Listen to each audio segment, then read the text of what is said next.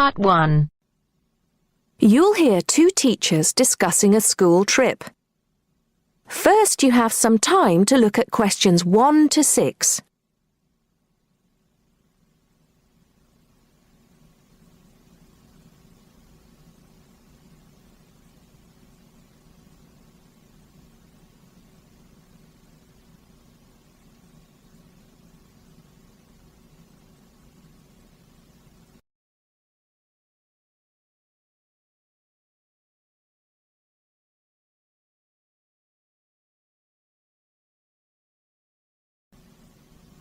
Now listen carefully and answer questions 1 to 6. Oh, there you are, Paul. Do you have a few minutes? Can we think about this year's school trip? Hi, Jean. Yes, of course. Have you got any ideas? I've been looking through some information, and I've brought a few leaflets with me. Here you are. Okay, thanks. Just remind me when the trip is. Next Friday. We'll be leaving at 9 and be back here at around 4, so we've probably got time to visit a couple of places. Let's see. What leaflet have you got there? Central Gardens. Looks like a nice place. It's open from 9 until 6, so we could go there anytime we wanted, really. What about there in the morning and then somewhere else in the afternoon? Farmers Market would be an option first as well, at least until they close at 1. Or we could try Grey Castle. That should be possible in the morning or in the afternoon. Oh, hang on. That's at the weekend. The last admission is at noon on weekdays. Greenhall says the same thing. Queen's Park opens at 8, so we could go there first. Or, according to these times, we could go there on the way back to school, because they don't close the gates until sunset during the week. Okay, that gives us a few options. We went to Queen's Park a couple of years ago, didn't we? I seem to remember that the pupils really enjoyed it. It'd be nice to go somewhere new as well. I've seen groups from other schools going around Grey Castle. So have I. But then again, maybe we should play it safe and go to Green Hall. At least we've got experience of taking classes round there. Farmers Market is popular with other schools, though, so it must be interesting. It'd be good to go somewhere where someone can show the pupils around, explain things to them. I've been on a tour around the castle, and they do a really good job. I think they have guides at the hall, too, don't they? It says here that they used to, but don't anymore. You can get shown round Central Gardens, though. I think we'd have to do any explaining if we took the pupils to the market or the park. That wouldn't be a problem, though. No, and at least those two would be free, wouldn't they? I think all the others charge, and we'd have to get the parents to pay some money. I'm sure they wouldn't mind paying if it was a small amount. Let me check the leaflets. There's a special price for large groups at Grey Castle. Oh, but you can get into Central Gardens for nothing. Right. Oh, I've just thought of something. We wouldn't need to book anything if we were going to Queen's Park, but what about the other places? Central Gardens say you need to let them know if there are more than 10 people in your group, which would include us. The same at Grey Castle. Farmers Market says you can just turn up, and so does Green Hall. Right. Well, I suggest we take the pupils to Grey Castle for a tour in the morning. How does that sound? Yes, sounds good. We should contact them to book it as soon as possible. In the afternoon, we can do something a bit more relaxed at the park, and we'll have to think about going to Green Hall another year. Shame Farmers Market isn't open, but we can't change the day. So that's a decision then. Now, let's think about what we're going to get the pupils to do. It's a school trip, after all, and we should give them some work to do. Before you hear the rest of the talk, you have some time to look at questions 7 to 10.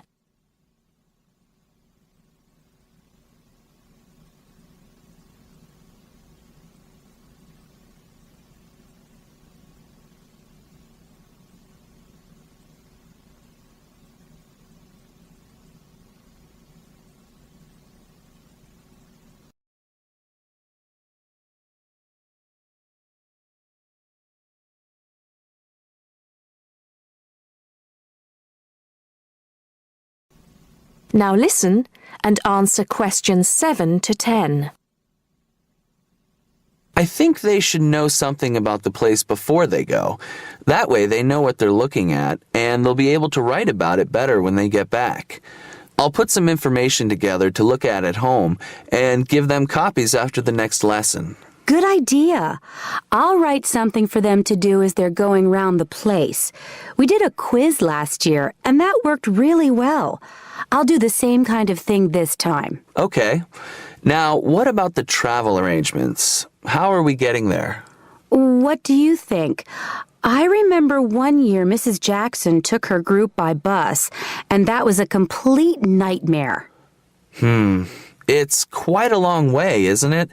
We could hire a coach for the day, which is what we usually do, or there's the train. It's rush hour, though, isn't it? So it'll be really crowded. And it'll be more convenient for the rest of the day if we've got our own transport. Yes, we'll do that then. Anything else?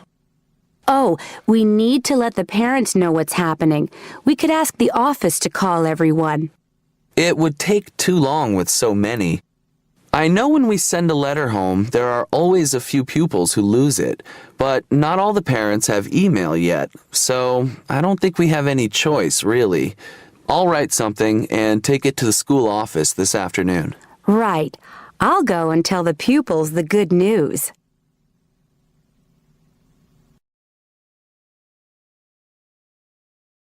That is the end of part 1.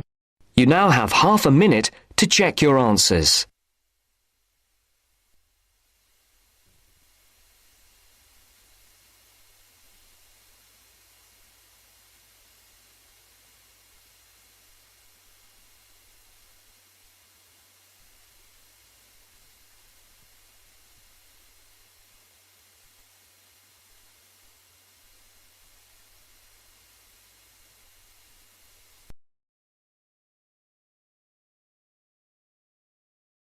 Now turns to Part 2. Part 2. You will hear a talk by a wildlife specialist on a type of bird called a kiwi. First, look at questions 11 to 15.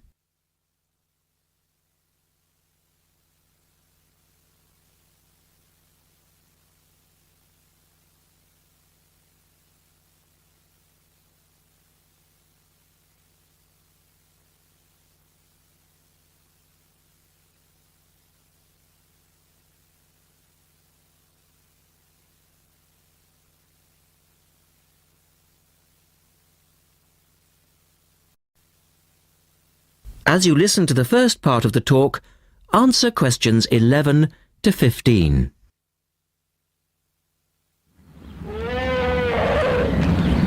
Ladies and gentlemen, welcome to Auckland Zoo on this sunny Sunday afternoon and to our special Kiwi fundraising event. My job is to tell you all about the amazing little Kiwi, and your job, hopefully, is to dig deep in your pockets. Now, for the benefit of our overseas visitors here today, I should explain first of all that the kiwi is the national bird of New Zealand, and sometimes New Zealanders themselves are known as kiwis. Now, while kiwis in the wild are a rare sight, the kiwi as a symbol is far more visible. Apart from being in toy stores and airport shops all over the world, you'll find them on our stamps and coins. The kiwi is the smallest member of the genus Apteryx, which also includes ostriches and emu. It gets its name from its shrill call, which sounds very much like this. Kiwi! Kiwi! Kiwis live in forests or swamps and feed on insects, worms, snails and berries. It's a nocturnal bird with limited sight, and therefore it has to rely on its very keen sense of smell to find food and to sense danger. Its nostrils are actually right on the end of its long beak, which is 1/3 of the body length. Now, here's an interesting fact. Although kiwis have wings, they serve little purpose, because the kiwi is a flightless bird. Since Since white settlement of the islands, Kiwi numbers have dropped from 12 million to less than 70,000. And our national bird is rapidly becoming an endangered species. This is because they're being threatened by what we call introduced animals. Animals which were brought to New Zealand, such as cats and ferrets, which eat kiwi eggs and their chicks. Now look at questions 16 to 20.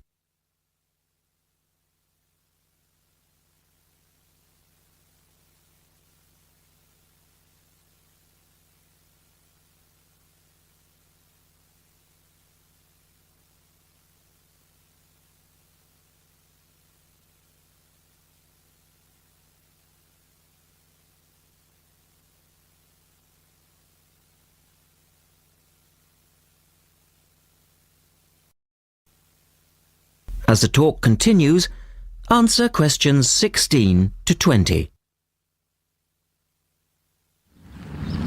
And so we have launched the Kiwi Recovery Program in an all-out effort to save our national bird from extinction.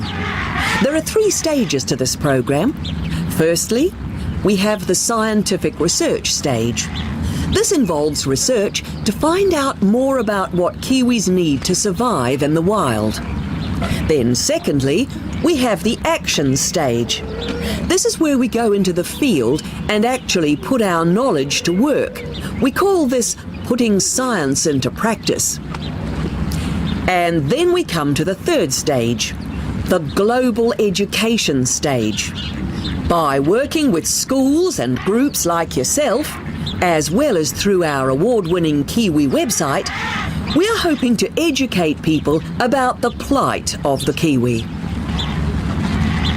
As part of the action stage, which I just mentioned, we've introduced Operation Nest Egg, and this is where your money will be going.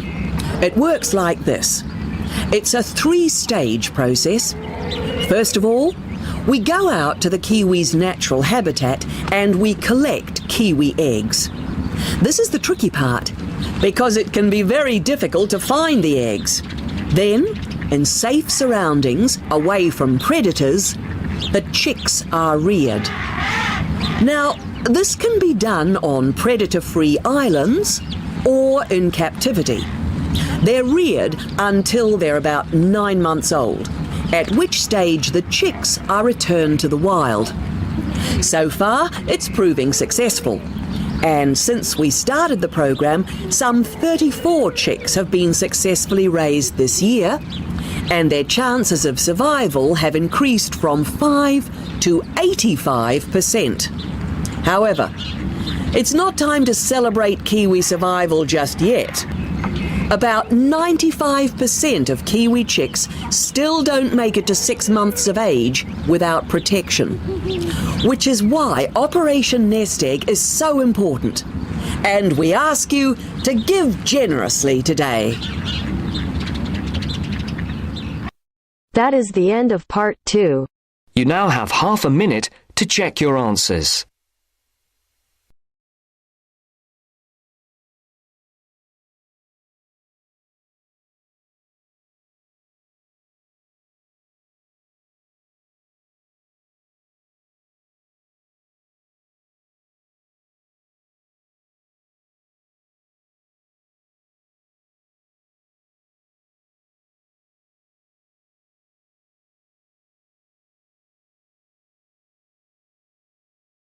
Section 3. In this section, you'll hear a conversation between Astrid and Henry about the lecture they've just heard. Now you have some time to look at questions 21 to 24.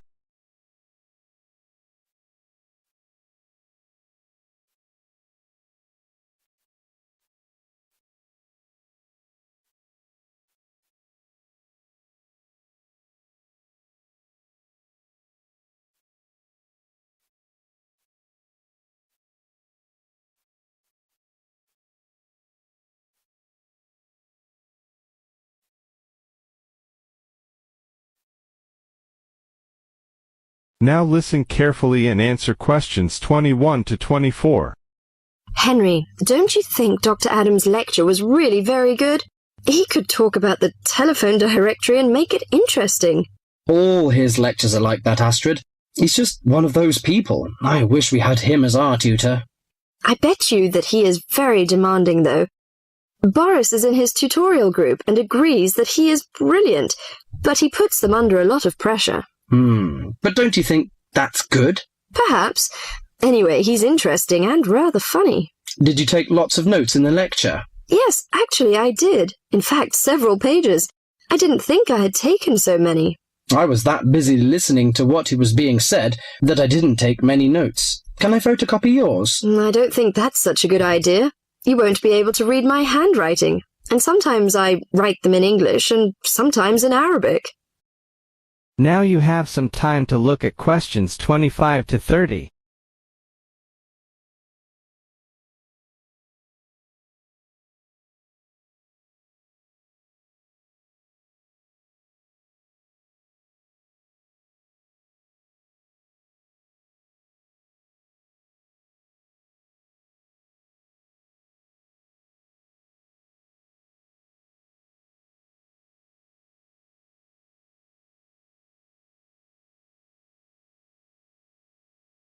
Now listen carefully and answer questions 25 to 30. Oh, let's have a look. Wow, your notes are so neat. Well, there's not much in Arabic. There is on this page. Yes, there is. Dr. Adams would be pleased to see this, especially given what he's talking about. Oh, don't you keep careful notes? Sometimes. It depends on the lecture. I don't think I'll forget Adams's lecture today, but some of the details will fade. I type up everything afterwards, so you can have a copy then, and you can fill in anything I've missed. I'm not so good on the broader concepts. I'm better when it comes to detail. Just what Adams was talking about. Well, I am definitely a detail person. I need to have everything written down before I can get the concepts clear in my head. And I am the complete opposite. I find all the detail clutters up my mind, and I get very frustrated, which was just what he was on about. He mentioned a book he had written. He mentioned several. The one on space and the individual. Yes, called My Space. It's on the book list. So it is. I think I'll get that out of the library, or get my own copy. Did you get what he said about spatial awareness? I didn't really. Yes, it was fascinating. I can't be as eloquent as Adams was, but I know several people who are frighteningly intelligent, but they have difficulty reading simple directions, even when getting to places that they know very well. I find that difficult to understand. Everyone learns the way to walk to the shops and things like that. You mean just the way people learn spelling? You know, people misspell words, make mistakes in countless areas of their lives, and going in the right direction is just the same. Remember what Adam said about the number of people who cannot tell left from right, north from south, and so on? Do you know which way is north? It's that way. You see, I couldn't have told you that. Really? I haven't a clue which way is which.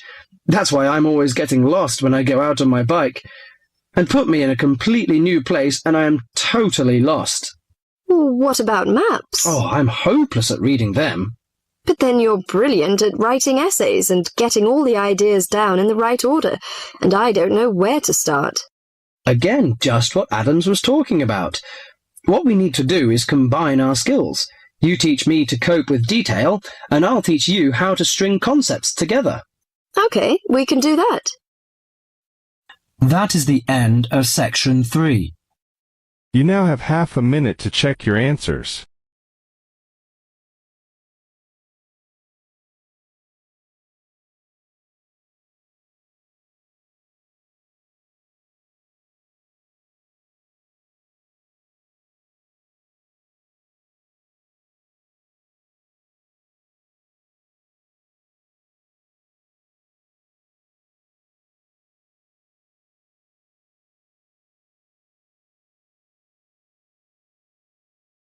Now turns to part 4.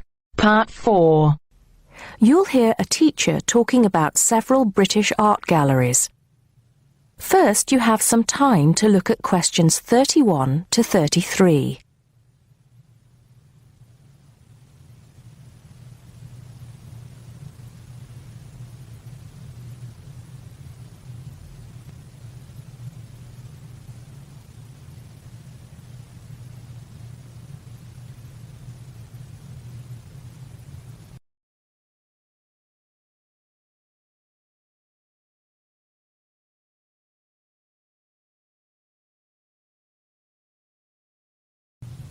Now listen carefully and answer questions 31 to 33. Good afternoon. Welcome to the first class of V100 Art and History. The objectives of the course, as you will have seen if you've taken a look at the syllabus, include familiarizing yourselves with the vocabulary and language of art, learning about the basic elements of art and design, and finally, discussing historical periods as they pertain to art. The course will also give you the opportunity to visit some of the many galleries and museums that Britain has to offer. So, having said that, I'd like to spend the rest of today's class talking about 4 of the more important galleries that we will be visiting in the coming year. As most of you already know, or at least I hope most of you know, there are 4 Tate galleries in all. To begin, I'd like to tell you a little bit about the Tate Modern. Tate Modern is located in a very busy part of London called the South Bank. It's close to 2 world-renowned tourist attractions, St. Paul's Cathedral and Shakespeare's Globe Theatre. Now, interestingly enough, Tate Modern is housed in what was a power station, built in several stages between 1947 and 1963. It was closed down in 1981 and reopened as a gallery in the year 2000. Tate Modern consists of 5 levels, with the Tate collection being shown on the 3rd and 5th levels. On level 2, the works of contemporary artists are exhibited, while level 4 is used for holding large temporary exhibitions. Since this museum opened, it has become a popular spot for both Londoners and tourists alike. And believe it or not, it doesn't cost anything to get in to see the collection displays.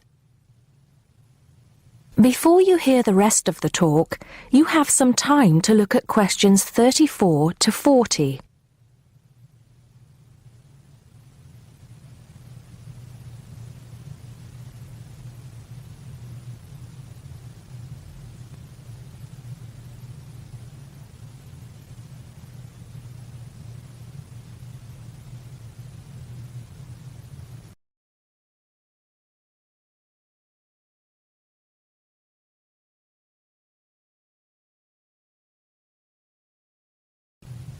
Now listen and answer questions 34 to 40.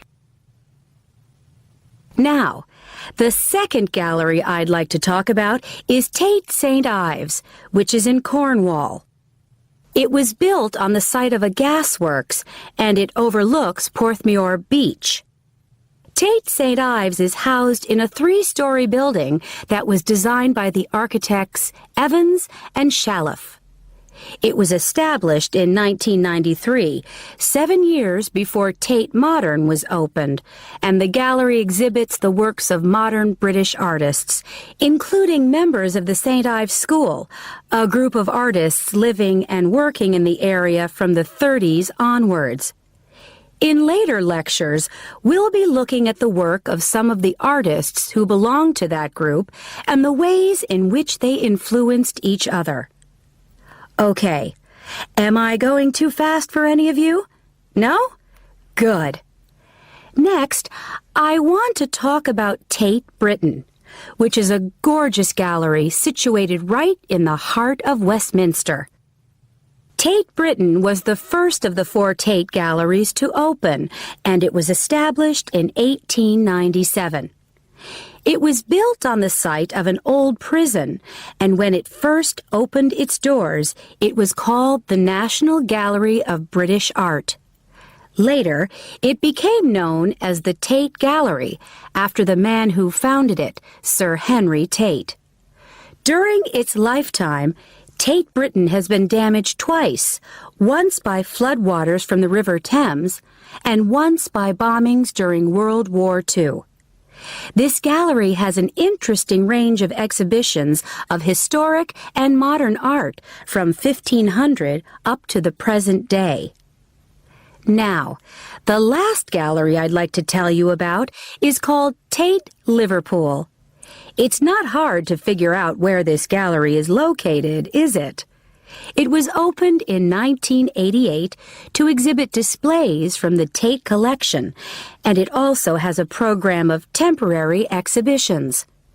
Tate, Liverpool is housed in what was once a warehouse, and for some years it was one of the biggest galleries of modern and contemporary art in the UK.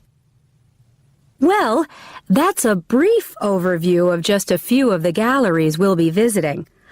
I'd like now to look in a little more detail at what you can expect to see in each of these galleries, starting with Tate Britain. That is the end of part 4. You now have half a minute to check your answers.